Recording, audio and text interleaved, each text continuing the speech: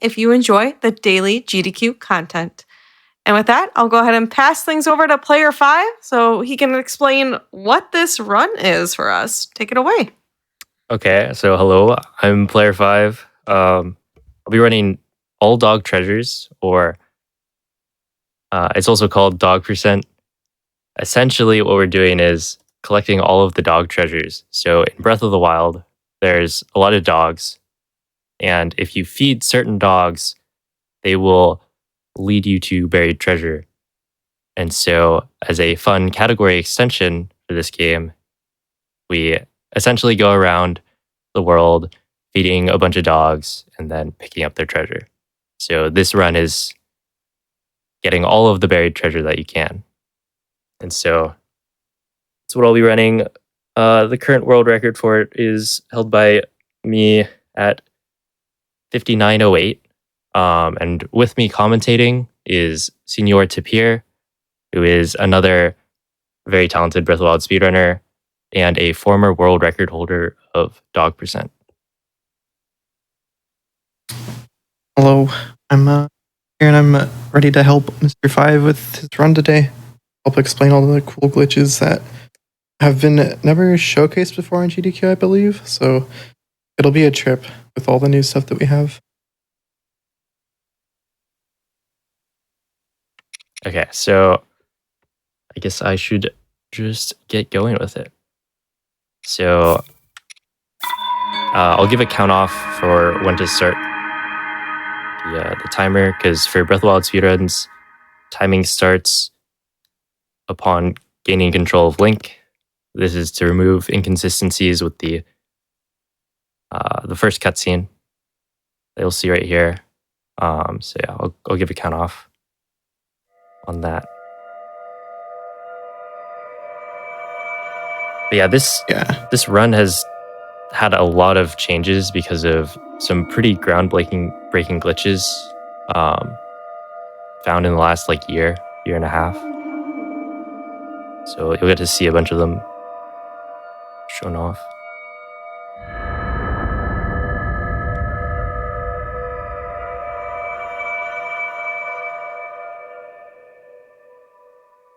Okay, I guess I'll give a count of 3 probably. Öffne die Augen.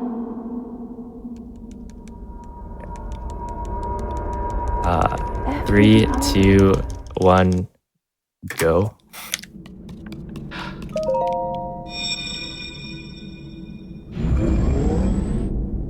One of the first things that you guys will notice is that Player 5's game is in German. That is actually the fastest language for this category, due to a couple of cutscenes that we'll get when we reach one of the later dogs. And that's just due to being introduced to the Divine Beast, which we will not be doing during this run. This run actually ends when we open up the final dog treasure, and we will not be doing any combat in this run, hopefully.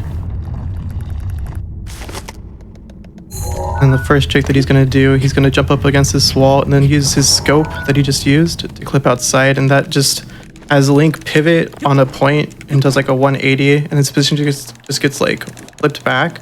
That pushes Link out of bounds slightly, and it allows us to clip out. And the next clip we'll do is a crouch clip right here.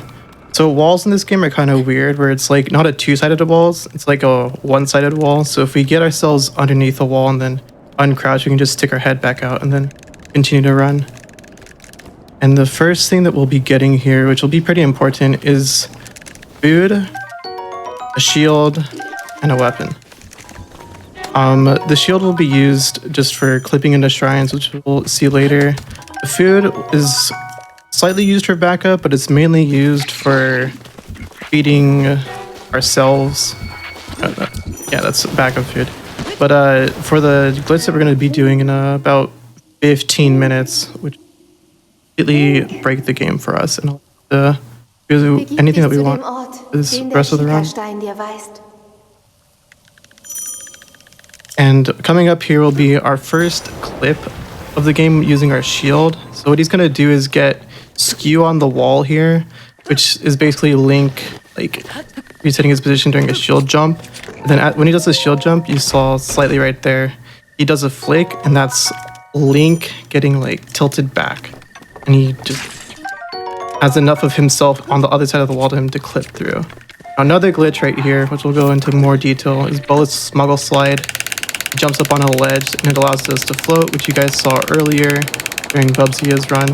But we have a lot more control with this because we can see where we're going. We can see how fast we're going and enter BLS when we want to.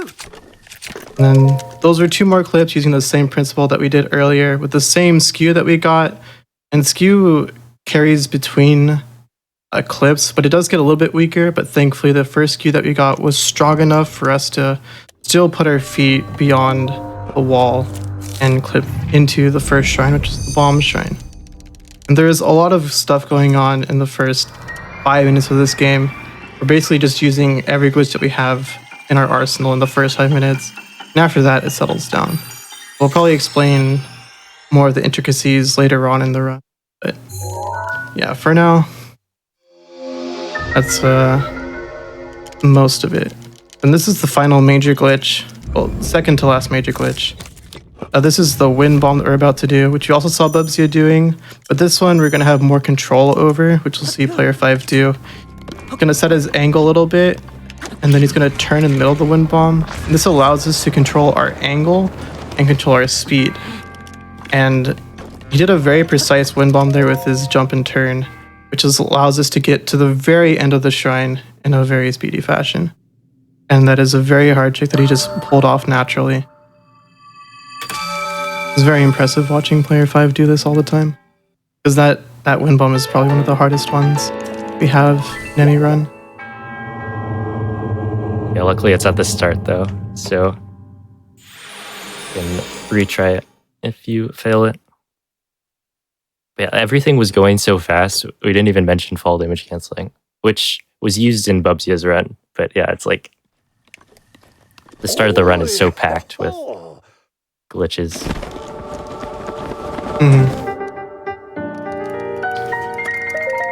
Now we just have some old band dialogue, which we are unfortunately stuck with every single run that we have to do in Breath of the Wild. We have to do the Great Plateau in every single run as well. It's just the nature of the game currently. We have not found a way to skip the Great Plateau, which we're hopefully find one day, but currently it's one of the few things that we still have not found to this day, even though we've found many, many different glitches and many different ways to break the game. This is one of the few that we have yet to find. If I was going to do another BLS over to Mag, and then I'm actually going to this the one's tower. Oh, that's right. There's this tower. Yeah, there's slight different routing options that we can do depending on the categories that we do. I've been doing a category called All Main Quest recently, which is where we need to get all the main quests in the game, and we would get the tower after Vecnies. There's just slight discrepancies like that further optimizes the game. Us getting the tower now allows us to skip the old man dialogue, which we would typically get after we get the tower. So yeah, so the reason we need the tower right here, in an any % speedrun of this game, you would skip this because this cutscene is really long. You can clip into shrines, as we saw earlier. But the tower allows us to open up the shrines, which also makes them act as warp points. And so in this category, using warp points is very useful. And so yeah, it's worth it to get this super long cutscene. Because we'll be traveling most of the map to feed the dogs. That is a little battery. you'll survive. I'll plug in anyway. Because I have But it. here you're going to see player 5 do another wind bomb, which is a max height wind bomb, which we need because there's an invisible wall that he just went over that causes us to, if we hit it, we'll just drop straight down. Thankfully, he hit the wind bomb. Not too hard, but it's still pretty precise. He does another fall damage cancel, which we meant Bubsia's run. We kind of just reset our round position by unequipping a weapon or a shield in the middle of the throw animation.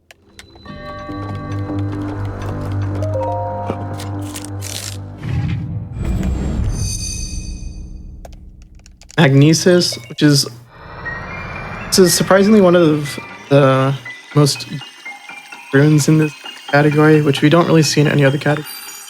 To get the treasure chest out of the ground, you need to use Magnesis to kind of flick them up. Yeah, normally speedruns of this game use a lot of bombs, like almost no cryo, occasionally stasis and a little bit of magnesis, but in this run, because the treasure chests are in the ground, you need magnesis a lot more. Okay, and so right here, I'm actually gonna opt to run through the shrine normally because I have 2 hearts, and the wind bomb that you can do to reach the end of the shrine is fairly hard and sometimes deals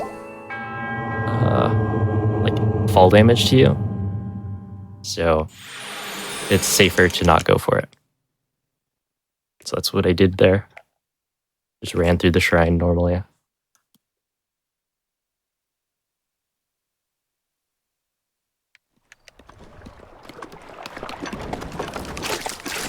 On our way over to the stasis shrine.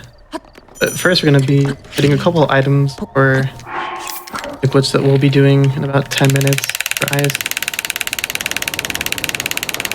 And this slide is pretty hard because you have to go a long distance, and also he's going to be going up a slope here.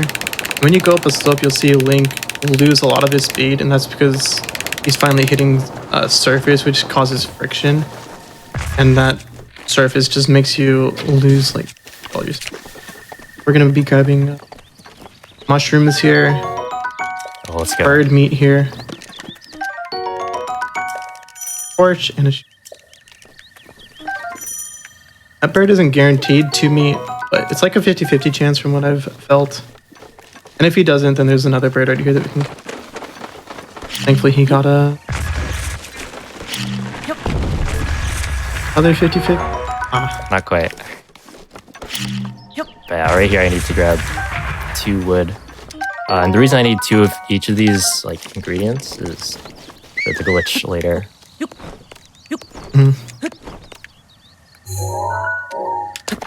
Probably start describing that once we get off of the plateau. Okay, so for wind bombs, which bomb you use first or you drop first matters. So right here I actually want the circle bomb dropped first. So right there I accidentally had the square bomb equipped. I need to retry it.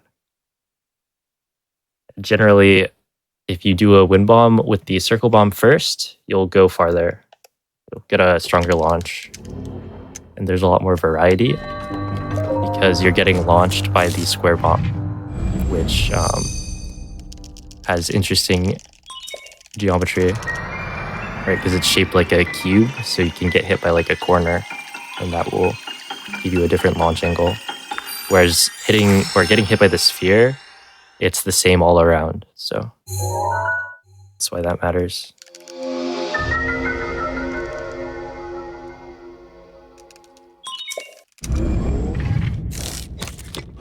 Stasis rune. Gonna be one of the 2 times of using in this here. Gonna do like another wind bomb. Just pretty easy to get down, but it is pretty precise. Sense that you have like to hit a monk, but with the nature of wind bombs, this one is kind of straightforward. Still very impressive to get down everything.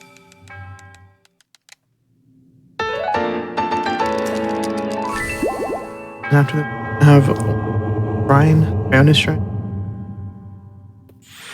which, like Player 5 mentioned earlier, is I don't think we use Cryonis in this.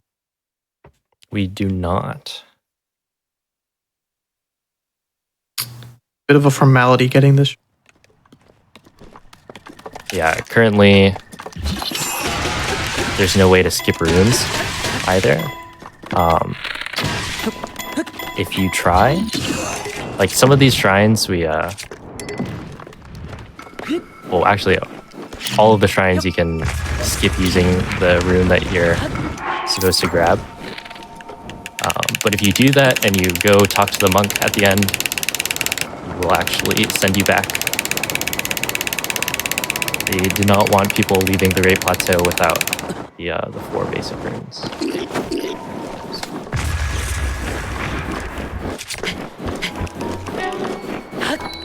And right here, this is really important right here. I just activated the Cryonis Shrine, which I will be using as a very useful warp point. It's pretty high up, so you can use BLSS from that shrine to get like to most places on the map.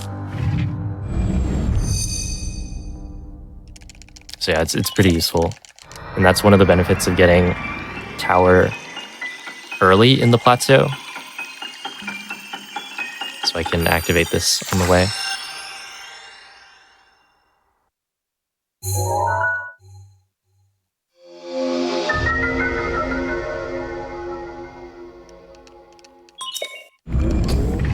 So I guess it's time to mention IST. Because there's not much after this. We're just going to do another BLSS to get the paraglider, and then we're going to be on our way. So, like we mentioned earlier, we're getting 2 items of or 2 pieces of each item, and we're going to use those to kind of desync our memory from what our current inventory actually is. And this will allow us to trick the game into thinking that we have less items than what we actually have, and that in turn,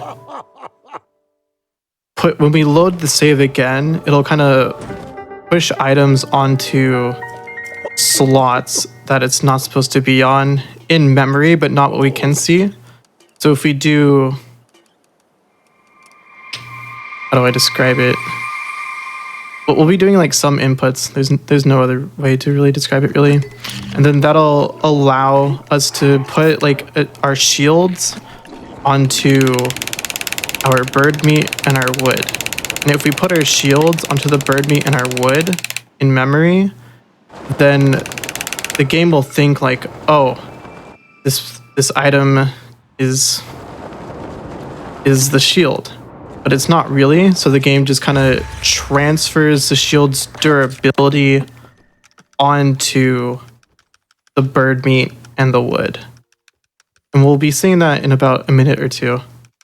And there'll be a lot of not crazy inputs, just a lot of fast inputs, a lot of menuing. So I'm just trying to prepare you guys ahead of time. Hopefully it's fast. Hopefully. Yeah, these setups are very precise, or like very exact. So you need your inventory like exactly set up correctly, and because like it's so useful in so many runs, you need to like memorize a bunch of these setups. So right here, hopefully I get it correct. Pretty sure I have notes written down. That should help me to remember exactly what steps I'm supposed to take. Yeah, right here, this is the opening cutscene that you're supposed to see at the beginning of the game, but we grab it later. And so yeah, this cutscene activates time of day. So if you clip out of the Shrine of Resurrection, go out of bounds, one of the side effects is that the time of day cycle doesn't start, which can be useful for speedrunning. Let's see. Yeah, in this category, we need time of day in order to complete the Terrytown quest, which is one of the places that a dog is at. So we'll be going to a Goron, which will need to be there at night, and the Gerudo lady, which will be there during the day. Alright, so Player 5 is about to start ISD. Oh wait. He's gonna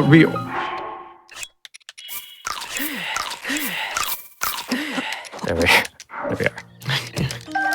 gonna reorganize his inventory to put the bird meat and the wood at the front.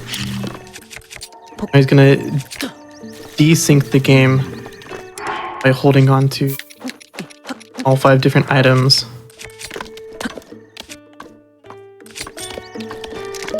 Oh, that didn't work.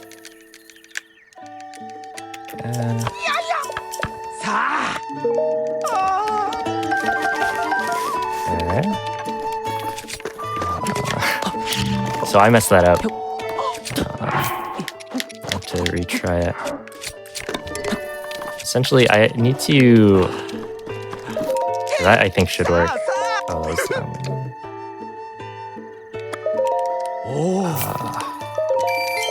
He needs to hold smuggle those items and then sell them to Beetle. Then that'll create 5 offsets in the game's memory.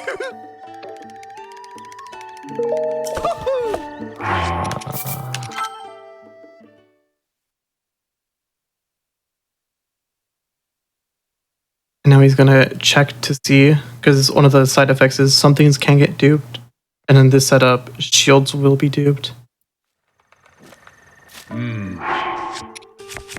Okay, so now I save. Unequip shield.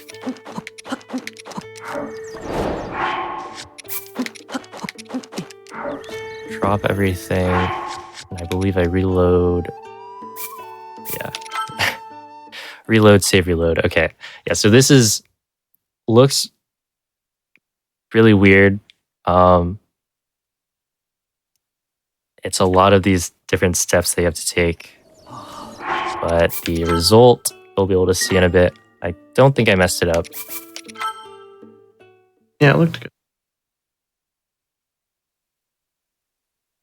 But yeah, it's a very complicated glitch, so I don't understand it fully, and so sometimes things can go wrong.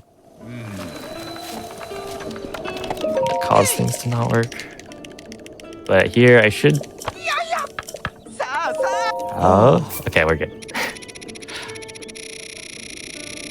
Yeah, 999 like bird drumsticks and 999 wood. Should be very useful for this run. That's because of the shield that he picked up at the old man's site. It had full durability. And the game thought the shield that was duped as well, was on those 2 items, so it put the shield's durability on those items and gave us 999 of each. And all the things that he was doing, where he was unequipping the shield, dropping the items after like the first initial save, that was all just kind of manipulation in order to get, when he reloaded and saved reloaded, all of like the memory slots to kind of be in the right spot. Now we get to feed all the dogs very nutritious drumsticks, where they had to be fed apples and peppers and coconuts. I think it's called a palm. There's the first dog treasure.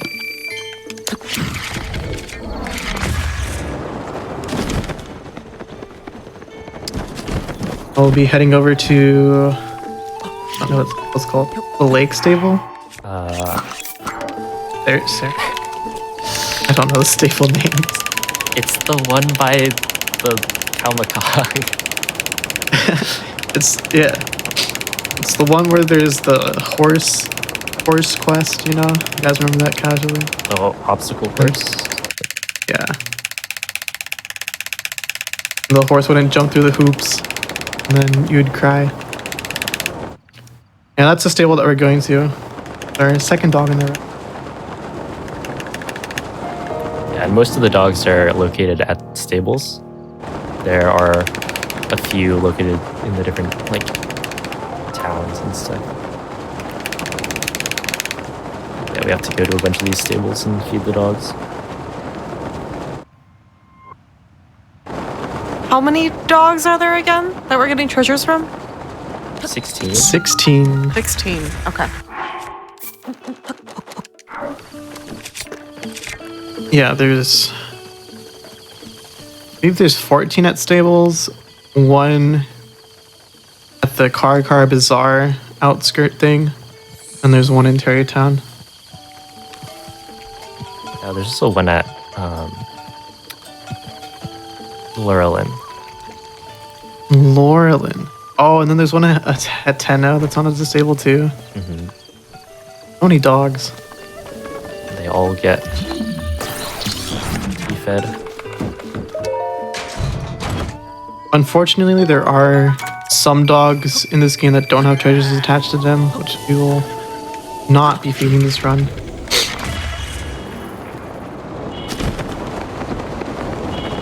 But one of the cool things about IST is that we got drumsticks, which is typically very hard to get because we had to kill a bird in order to get that, and birds in this game are pretty rare. And we would used to farm apples. We would used to farm like 100 or so apples, and then go along with the run. But apples were affected by a wind RNG of all things, where the wind would push the apples and it would make the dog not eat them. So a positive side effect of getting the drumsticks is that we no longer have to worry about wind RNG, and we can just place the drumsticks on top of the dogs and then they'll come over. Another thing with IST that's pretty cool is that we don't have to worry about money anymore. Money used to be a very big issue. We used to have to get 3,000 rupees, or we still have to get 3,000 rupees, but before we had to get them manually. And chest from dog treasures gives you about 2,100, and we also got 600 from this lady right here. We would get the hammer or the axe on top of the shrine table, and then complete this quest, sell that later, and all that would add up to 2,100. So we had to RNG an extra 900 rupees from ores. But now we just sell the chicken. And that has driven the time down a lot. Because before BLS was found, the world record was around like a 114. Then when BLS was found, it got driven down to a 108 or 109. I think it was a 109. And then with IST, I drove it down to 101, then Player 5 optimized it further and got it below sub-hour, which is very cool.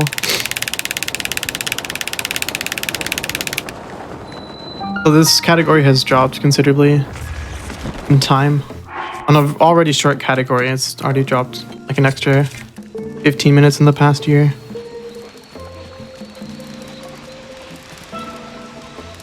Also, to, I guess, go over how the dog treasures actually work. How this happens is essentially you need to feed the dog 4 pieces of food while staying close to the dog.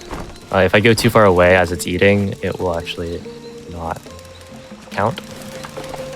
So once you feed it 4 times, it will run to the treasure, which will have then appeared, because these don't appear until after you feed the dog.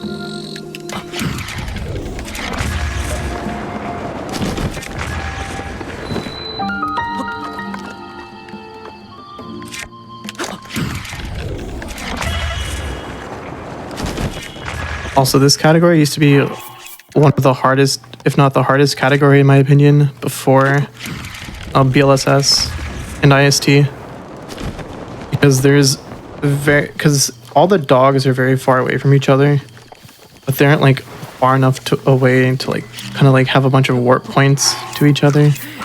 So there is a bunch of very hard BTVs which are no longer in this run.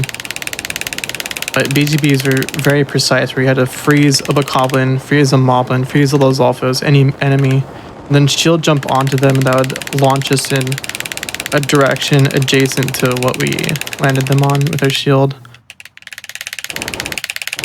And those were very precise because it depended on like polygon or the angle that the enemy was at when we froze them. The thankfully, all that we have to do now is just get a decent amount of height, find a step-up spot, and then wiggle our way over to stable or a town.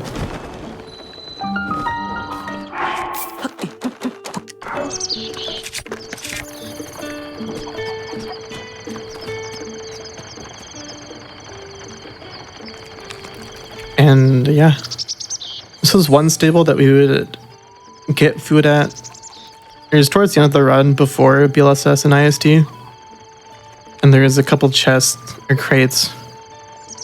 It's right behind the link right here. We would have to break to get an extra couple of apples to finish out the run. Because apples were very tight.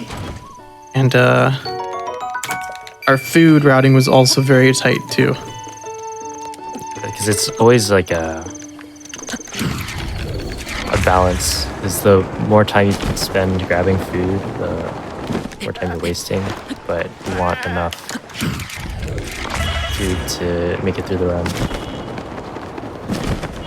So you're trying to like grab the minimum amount. Which with IST, that's gone. Like you don't need to worry about that anymore.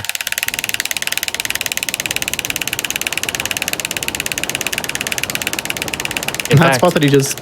Oh, go ahead. Just in a lot of the runs now, you duplicate fairies. In this run, we duplicate the like bird drumsticks, but in a lot of runs, it's fairies because it's more convenient for healing because they automatically heal you.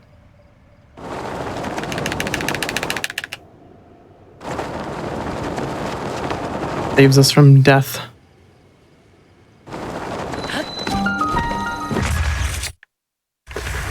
And now we're gonna start the Cherrytown quest, which is why we need the 3,000 rupees and the...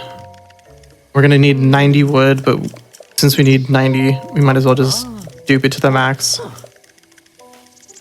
Hi. Or just dupe it in general.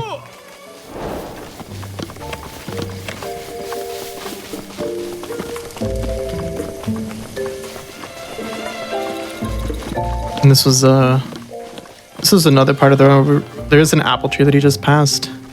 And we would used to grab apples there as well. But now we kind of have to wait here and be slowed and not optimized. There's nothing else really to do.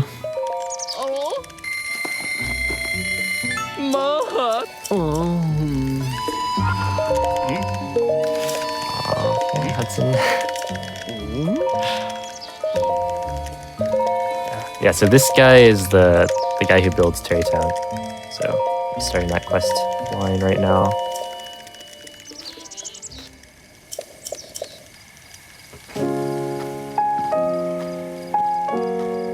Bye-bye, Hudson. We'll see you soon.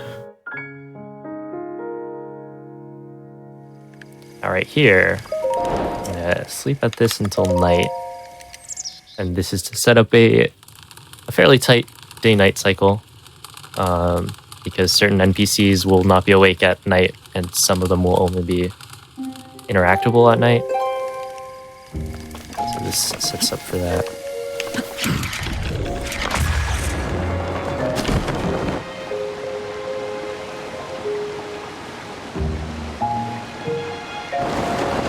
And that day, night cycle was pretty rude to us in the old route, because where we're coming up to right now is a sheep farm where there's a dog. And for some reason, sheeps like to target apples, but they don't necessarily eat the apples. So the sheep would kind of walk up to an apple, take it away from the dog, but it wouldn't disappear.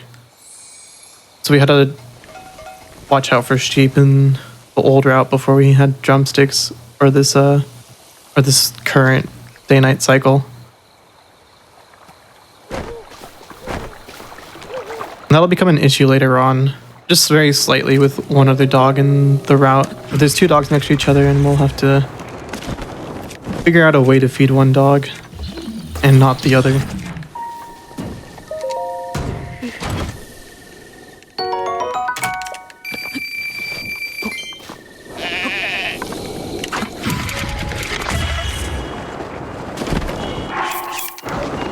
Are there any fun names that you have for dogs, Mr. Five?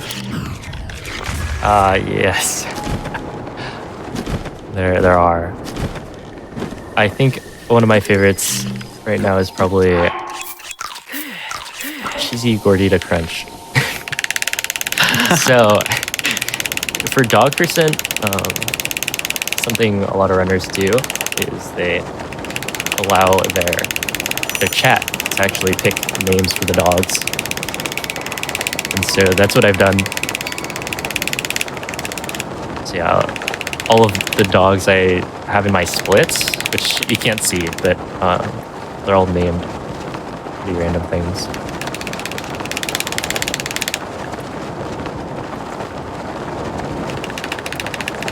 Let's see. Now I want to know what all their names are. Oh, here, the current dog is named Ligma. Oh, good name.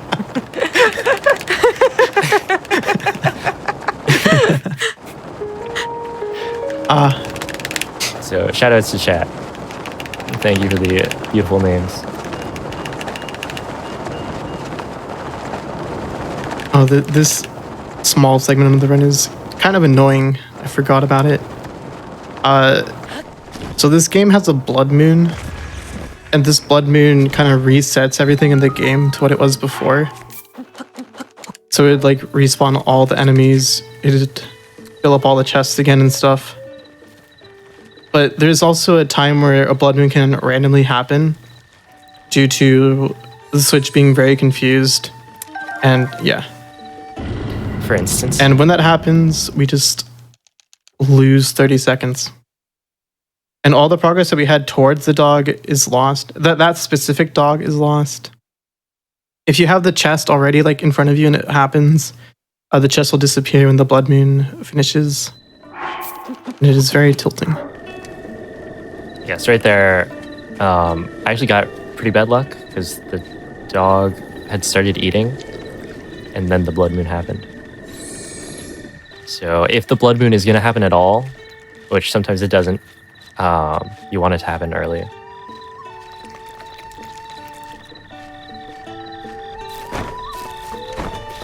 But yeah, like this category specifically encounters that problem where we're like moving really fast to a bunch of different areas in the map, so the game can't like load and unload things properly, and then you get a panic blood moon.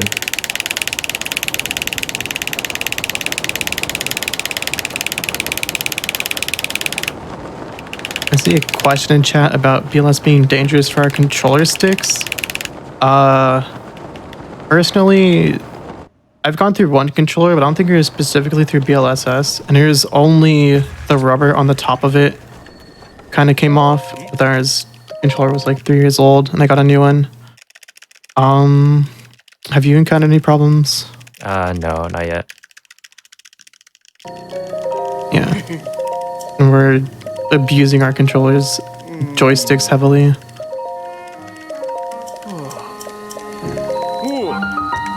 Let's see.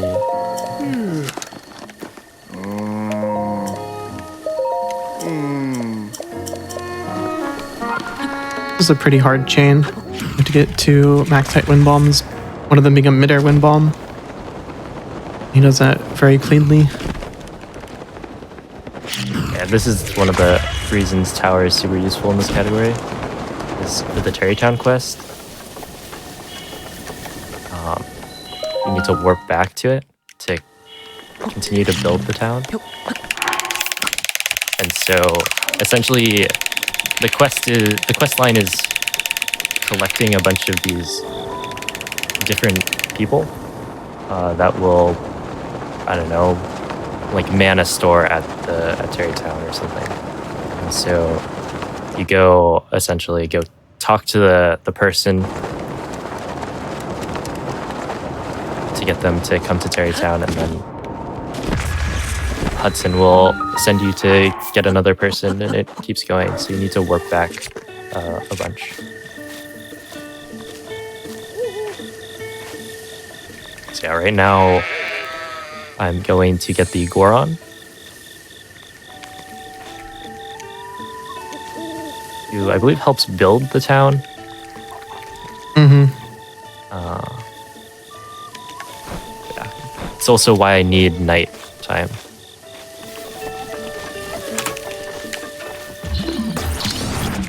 Yeah, the Goron is working between the hours of 5 a.m. and 9 p.m. We have a very tight window to reach him.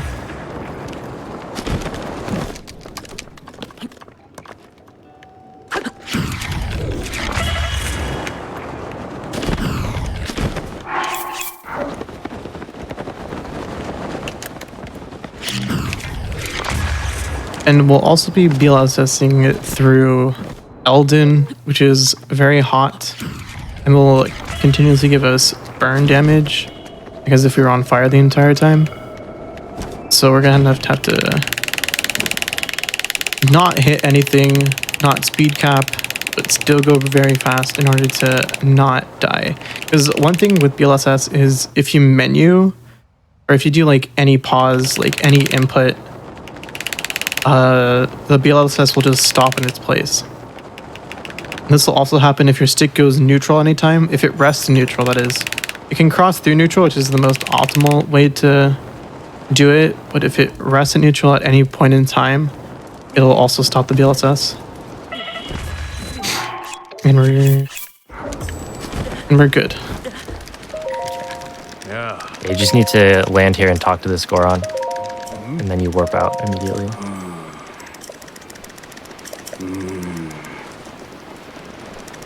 But yeah, being on fire is always scary. When you have infinite fairies, it's not too bad because they automatically heal you, but because we don't have fairies, it's a bit scary, especially with 3 hearts.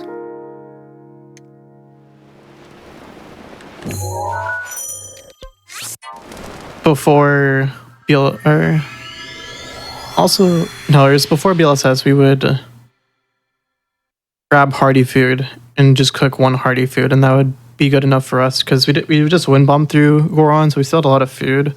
But since we were tight on apples, we would just have to cook 1 hearty food, and it would typically be enough for us to get through the canyon without having to eat too much.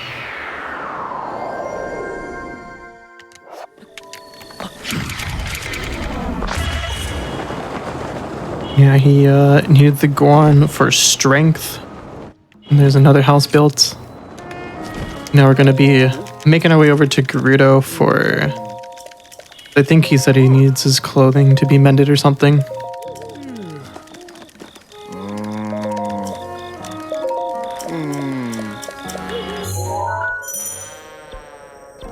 And each time we talk to Hudson, we have to give him more wood in order for him to complete his tasks.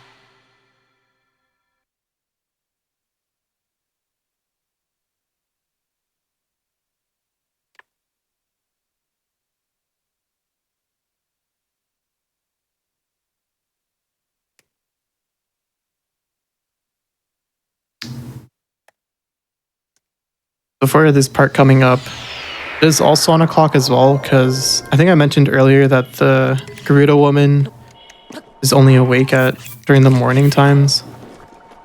So hopefully with us setting the time earlier, it'll be good enough for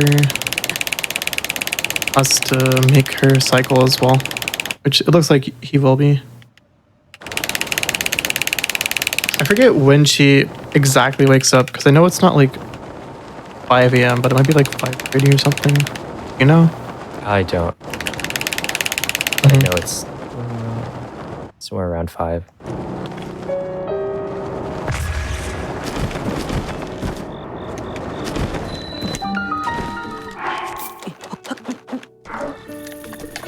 And that's honestly the only reason why we need a time of day, because of these 2 people.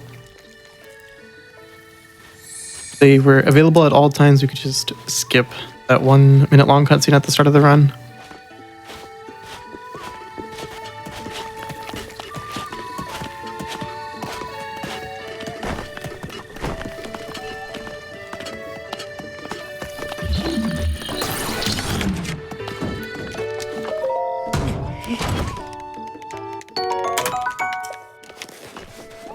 This part is slightly annoying because there is like a temperature cycle for Breath of the Wild, depending also on the day and night cycle.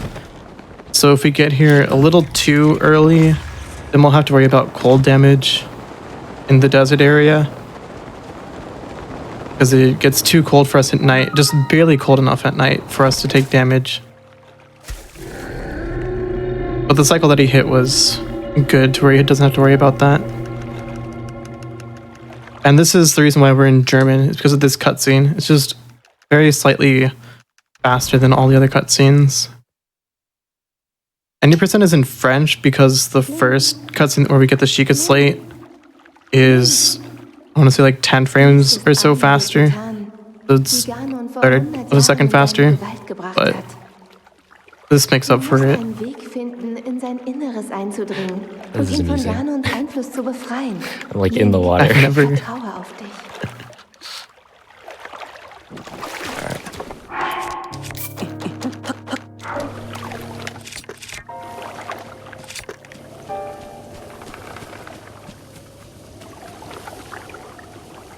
Do I want to know what this dog's name is? Oh, this one is actually named Split Please in all caps.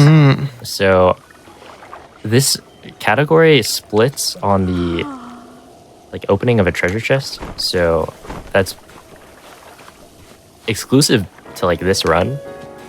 And so when you're just starting out with dog percent runs, it can be very hard to remember.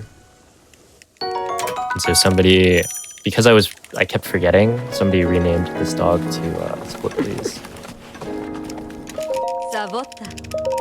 And then I forgot. Like the next run, I forgot. That was gonna be my next question. Did you remember? Yeah, cause like I don't know. I don't really look at the split names as I'm running. So yeah, I forgot. And that was the first dog I forgot that run. So it almost like had a negative effect. My ability to remember.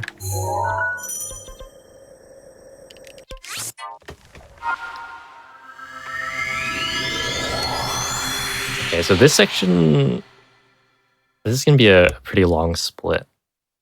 The next dog, we don't get to for a bit because we have to go to Rito Village. And this is also like the segment I would say with the hardest movement in the category right now, because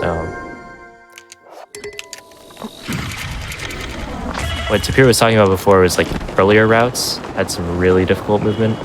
Now it's mostly just like slides. So it's pretty easy. But yeah, coming up there's some tricky movement. So hopefully I can nail it. Talk to him again. Okay. Talking to him again. In older routes as well, the last dog that you just fed would have been the second to last dog in the run as well. So there was some copium strats where you would have to buy the watermelon there to feed to the dogs because you would ran out of food. Or you'd have to like blow up the trees to get palm fruit to feed the final dog if you're like that far behind. It was very hard thinking of math, trying to be like, oh shit, how many wind bombs do I have left? How many dogs do I have left? Okay.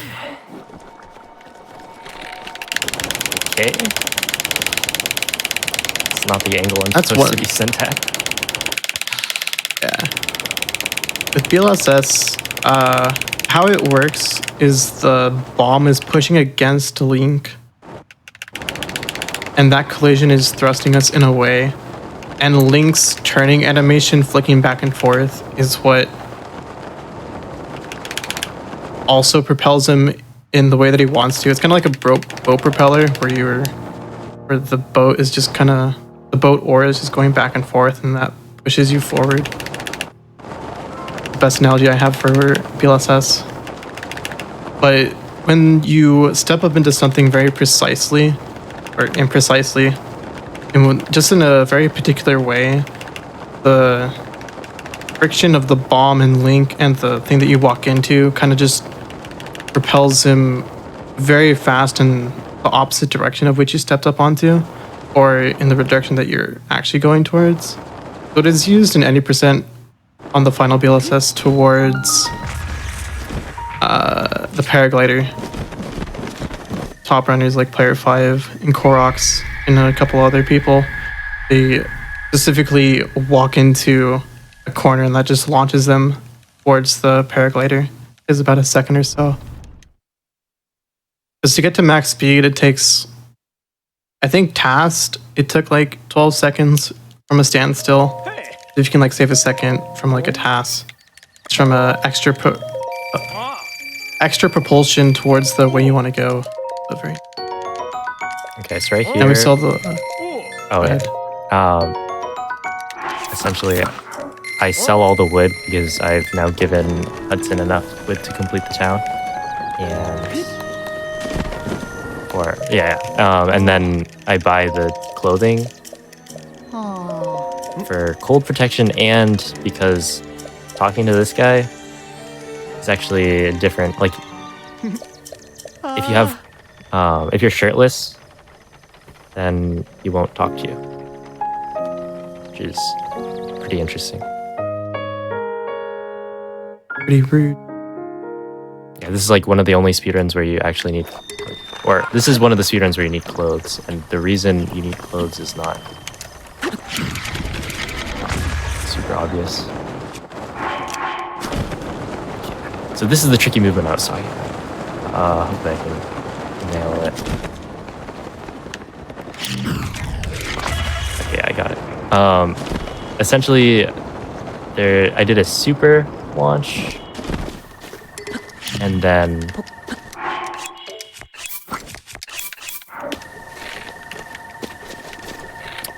that really worked.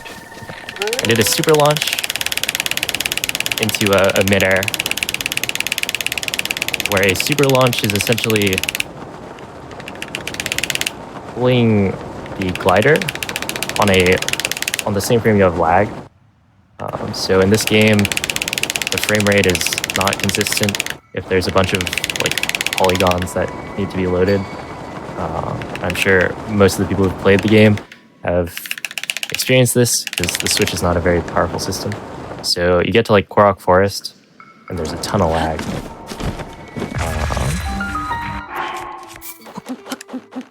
But yeah, that lag can be useful for super launches because yeah, if you pull lighter the same frame you have lag, or like that lowered FPS, then you get 1.5 times the speed from the launch. And so yeah, I have to do that. It's not the hardest trick, but missing it can be kind of annoying.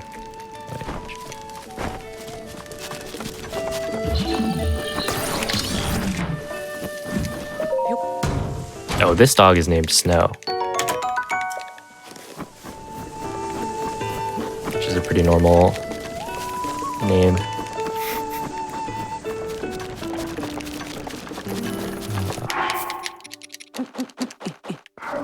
In my splits previously, before BLSS happened, these dogs are named Lady and the Tramp. So like kind of together in that sense. I don't know. Cute. Thanks to my chat. This specific But now I don't dog, know what they are. This specific dog is Cheesy Gordita Crunch. Ah. Yeah.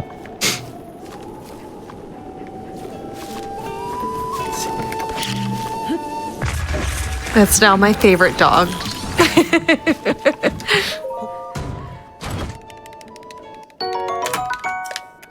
Let's see. Come on, Link. Pick up the bomb. No. Link, please. Yeah, this is also a very annoying part of doing BLSS setup. Is if there's like a slight hill, saw there that the bomb kind of just rolls down a hill. That's also a thing due to wind as well. I don't think you've encountered much this run, or if at all. Not yet. But if there's heavy wind, it'll just kind of push the bomb away.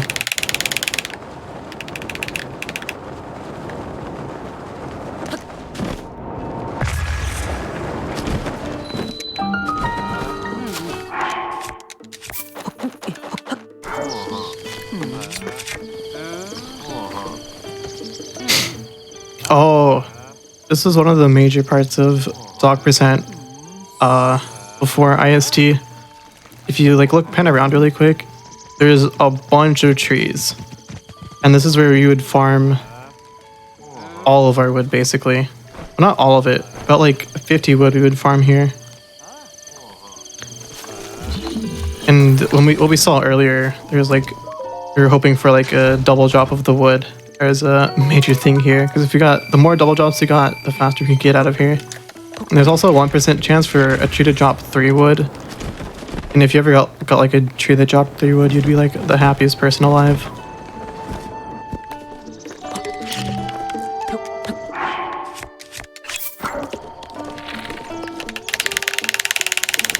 And that's one of my favorite step-up spots for BLSS. It's like on the top of the, oh, I forget what they're called. Stables. It's like one very small part. You can just kind of get a step up. It's very cool just to glide away from a stable from the top.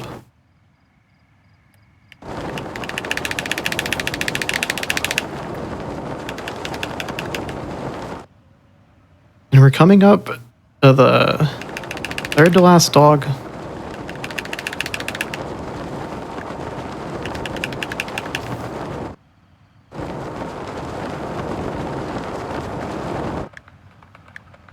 And this category has evolved a lot. I like how it's very beginner friendly now. And I feel like anyone can pick up this category as long as they are able to learn the IST setup.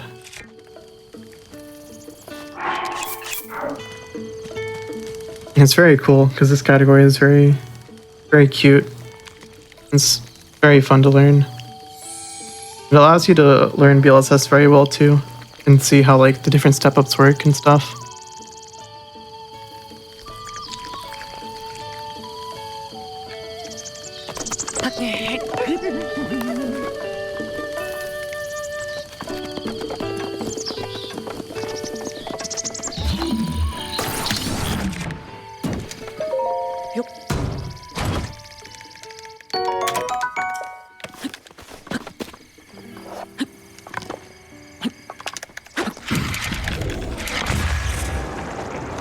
Coming up to the final BLSS of the run.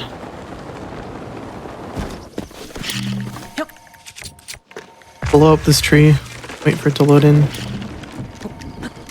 And then wiggle our way down to the Kaiawan stable. Because I don't know what the name of the stable is, but we call this one by the shrine that's next to it.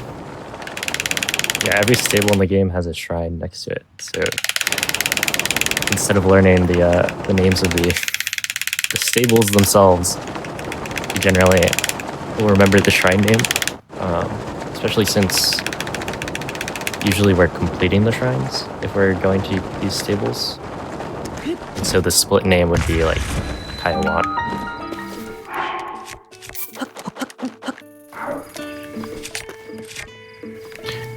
I believe this dog is one of the, I think it might be the only dog where it'll spawn in a different location depending on the time of day. If it's during the daytime, it'll be spawned here. If it's during the nighttime, it'll be spawned by Cass at the very front of the stable.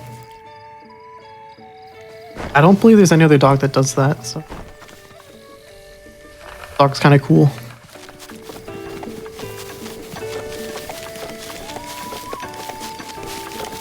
The Kaiawan used to be very broken because there's a lot of food here. There's a lot of stamina food, there's a lot of hardy food. And it used to be used in basically any like shrine category because it was very close to plateau. So you do a couple shrines, then once you got over to this shrine, you would just grab a bunch of food. You'd be set for the rest of the run, hopefully. But now, no more. And we're coming up to the final dog. called hot dog for you. Yeah. Rest in hot dog.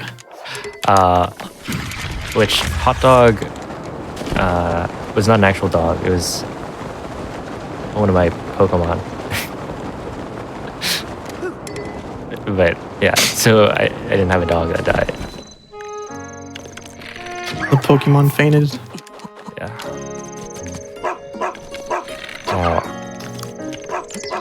Oh. Don't be alarmed. That dog's fake. Mm.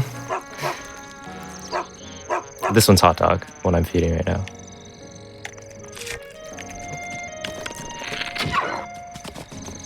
Yeah, this is what I was mentioning earlier, where the dogs can sometimes get in the way of the proper dog.